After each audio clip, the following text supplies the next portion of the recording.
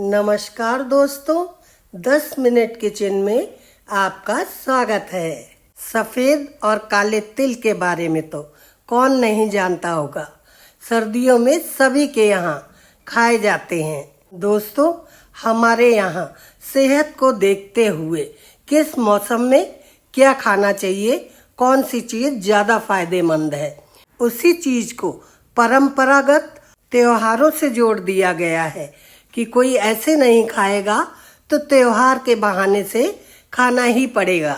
तिल दो तरह के मिलते हैं बाजार में, एक तो सफ़ेद तिल और एक काले तिल। दोस्तों, आजकल काले तिल में मिलावट बहुत आती है और जल्दी से हर जगह उपलब्ध नहीं होते हैं, इसलिए आपको सफ़ेद तिल खाना चाहिए। सफ़ेद तिल खाने के लगभग 100 फायदे हैं, लेकिन जो प्रमुख फायदे हैं वो मैं आज आपको बताऊंगी।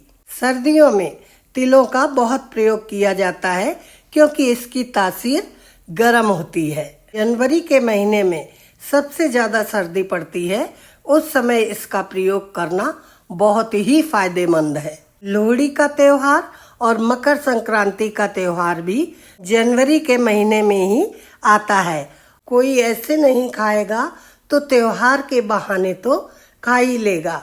लोहड़ी और मकर संक्रांति पर इसे खूब खाया भी जाता है और एक दूसरे को उपहार रूप में भी दिया जाता है, जिससे हर कोई तिल खा सके। सर्दियों में ज़्यादातर लोगों का बीपी हाई हो जाता है, तो तिल खाने से बीपी कंट्रोल रहता है। ये हार्ट की प्रॉब्लम वालों के लिए भी बहुत फायदेमंद है। ये हार्ट की नसों को और मांसपेशियों को ताकत देता है और उनको नरम रखता है। कोलेस्ट्रॉल की समस्या को सही करता है। ये बैड कोलेस्ट्रॉल को कम करता है और गुड कोलेस्ट्रॉल को बढ़ाता है, जिससे कोलेस्ट्रॉल नॉर्मल रहता है। ये हार्मोन्स को बैलेंस बनाए रखता है और औरतों के मासिक धर्म को रेगुलेट करता है। सफ़ेद तिल का प्रयोग कैंसर की बीमारी में भी फायदेमंद है। इसका इस्तेमाल करने से कैंसर सेल्स नहीं बनते हैं। जिनके फोड़े, फुंसी, कील, मुहासे बहुत निकलते हैं, उनके लिए भी बहुत फायदेमंद है। एक तो ऐसे लोग तिल को खाएं और एक और तरीका है फोड़े फुंसी सही करने का। तिल को पीस के उसका पेस्ट बना लें और जहाँ पर कील, मुहासे, फोड़े, फुंसी हैं वहाँ लगा दें। उससे कील, मुहासे बिल्कुल सूख जाते हैं। सर्दियों में गर्म पानी से नहाने के कारण ज़्यादातर लोगों की स्किन बिल्कुल ड्राई हो जाती है। इस पर अगर आप तिल के तेल की मालिश करेंगे तो ड्राइनेस बिल्कुल ख़त्म हो जाती है। ये हमारे खून को भी साफ रखता है और जिसको कब्ज की बहुत प्रॉब्लम है उनके लिए बहुत फायदेमंद है। कब्ज की शिकायत बिल्कुल दूर हो जाती है क्योंकि सफ़ेद तिल के अंदर फाइबर खूब होता है।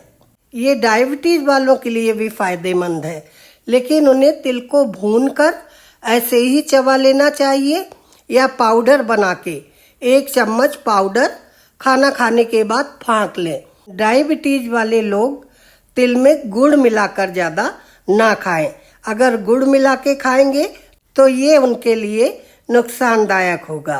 सफ़ेद तिल के अंदर कैल्शियम बहुत अच्छी मात्रा में होता है, तो जिनकी हड्डियां कमज़ोर हैं उन्हें भी सफ़ेद तिल खाना चाहिए, उससे बहुत फ़ायदा होगा। सफ़ेद तिल अगर आप चबाकर खाते हैं तो पायरिया की बीमारी भी सही हो जाती है। जिसके दांतों से स्मेल आती है वो भी सही हो जाती है। और जो लोग बहुत एनीमिक हैं उनके लिए भी बहुत फायदेमंद है क्योंकि सफ़ेद तिल के अंदर आयरन खूब होता है। जिनको बार बार पेशाब करने के लिए जाना पड़ता है उनके लिए भी सफ़ेद तिल बहुत फायदेमंद है। कई बार बहुत से बच्चे बड़े होने तक बिस्तर पे पेशाब करते रहते हैं, तो अगर ऐसे बच्चों को तिल दिया जाएगा तो इस समस्या से छुटकारा मिल जाएगा। बहुत से लोगों को मौसम बदलते ही सर्दी, खांसी, जुकाम हो ही जाता है और जिन्हें एलर्जी की प्रॉब्लम है, ऐसे लोगों के लिए भी सफ़ेद तिल बहुत फायदेमंद है, क्योंकि ये फेफड़ों को ताकत देता है, जिससे जल्दी जल्दी एलर्जी जुकाम नहीं होता है। जिनको जरा जरा सी बात में डिप्रेशन हो जाता है, नींद नहीं आती है, उनको भी सफ़ेद तिल खाना चाहिए।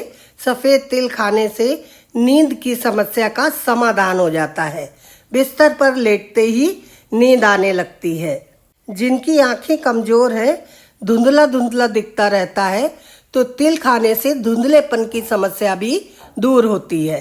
खाना खाने के बाद 1 चम्मच भुनी हुई सौंफ और 1 चम्मच तिल खा लीजिए।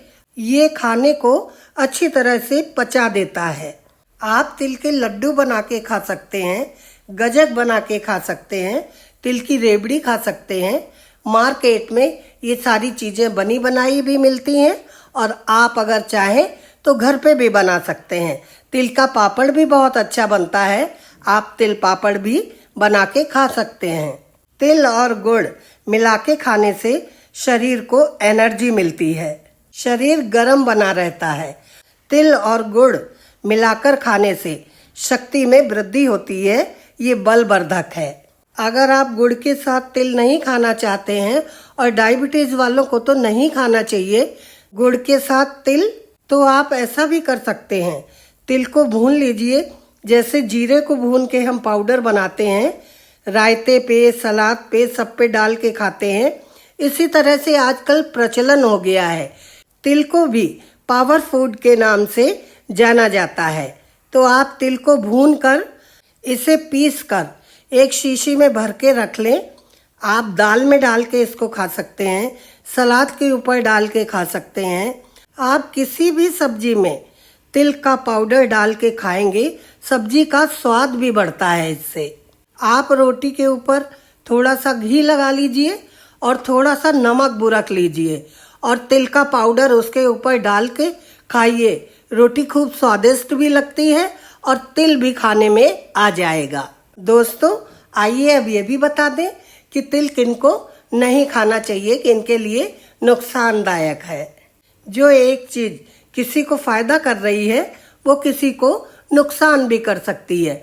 सबका शरीर अलग अलग तरह का होता है। हमारे शरीर में 3 प्रकृति होती हैं, वात, कफ और पित्त। जिनकी पित्त वाली प्रकृति है, उनको तिल नहीं खाना चाहिए, क्योंकि इसकी तासीर भी गर्म होती है, और उनके शरीर में पहले से ही गर्मी है। जिन महिलाओं को पीरियड्स बहुत ज़्यादा आते हैं, उनके लिए भी नुकसानदायक है। गर्भवती महिलाओं को भी तिल का सेवन नहीं करना चाहिए, क्योंकि इसकी तासीर गर्म होती है। जो लोग बहुत ज़्यादा मोटे हैं, वो बहुत ज़्यादा तिल का प्रयोग ना करें। थोड़ा बहुत तो खा सकते हैं, क्योंकि तिल खाने से मोटापा और बढ़ता है। दोस्तों, ये जानकारी आपको कैसी लगी, कमेंट्स में लिख के जरूर बताएं। चैनल पर अगर आप पहली बार आए हैं तो सब्सक्राइब कर लीजिए, और बेल आइकन को दबाना ना भूलें। शीघ्र ही मिलेंगे एक और नई जानकारी लेकर। तब तक आप अपना ध्यान रखना। जाने से पहले वीडियो को लाइक कर दीजिए। Bye bye.